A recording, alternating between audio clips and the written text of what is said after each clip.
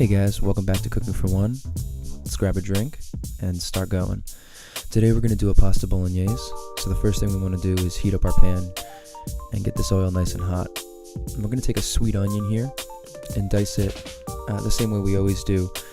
Basically 3 to 4 strokes down the center, cut it lengthwise, and then bring it right back across for the nice dice. The size isn't super important because it's going to simmer for a while and get nice and soft for us. Next we're going to do carrots. These are peeled carrots. The way we cut these is we cut them lengthwise, get nice planks.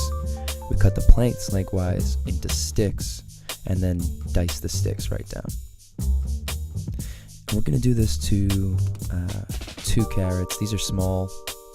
If you have a larger carrot, you'd probably just do 1. And this is going to add a nice flavor when we're building the sauce, and will soften up during the simmering process as well.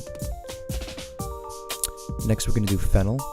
You can find this in your supermarket. A lot of times they call it anise. We're going to dice this the same way we do an onion, and we're going to do 1/2 bulb. Shallots, same way we'd always dice them, same way we do the onions. These you want to make nice and fine. Once we got that chopped, we're going to add that right to the pan with 3 cloves of minced garlic. Once that starts to get aromatic, you add your onions. And we're going to get those just to the point of translucency before we start adding other stuff. A little bit of salt, a little bit of black pepper, and really move it around. You add your carrots next. Start building the flavors. Pick out any things you missed like I do. Next we add our fennel. And once that starts getting nice and soft, we're actually going to build a little well in the center for our meat. And the meat we're using today is 1 pound of ground lamb and 1/2 pound of hot Italian sausage meat. If you can't find lamb, you could use beef. I just prefer the flavor. I think it adds a little bit of depth, and it's more interesting on the palate. To this we add more salt and more pepper and a little bit of dried oregano. We won't be adding a ton of spices to this, as we're going to let a lot of the natural flavors of our ingredients come through. Especially with that fennel, you don't really want to hide that flavor. So this you want to keep stirring around till it gets nice and browned and it's broken up into smaller bits.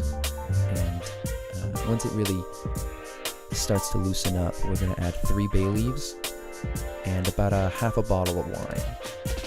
I'm using a Pinot Noir, but you could use a Merlot. Really just stick to reds for this recipe.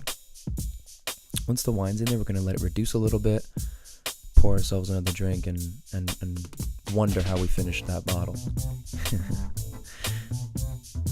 Once the wine reduces, you add 1 can of crushed tomatoes. This is important. I'm not a fan of the tomato puree. The consistency is just not right, so make sure you grab the crushed. To this we're adding 1 tablespoon of pulled thyme, and we're going to add about 1/2 bunch of basil. We pick the leaves from the stems, stack them on top of each other, and then kind of roll them like a cigar and just slice them real thin. That's a chiffonade. We add that to the pan with what is going to be 3 ounces of chopped Parmesan cheese.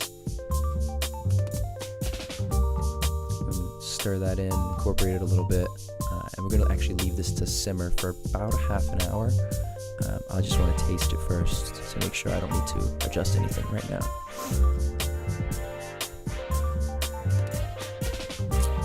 We're going to come back at about 22 minutes to drop our pasta, and behind me I have a pot of heavily salted boiling water that I'm going to add my pasta right to.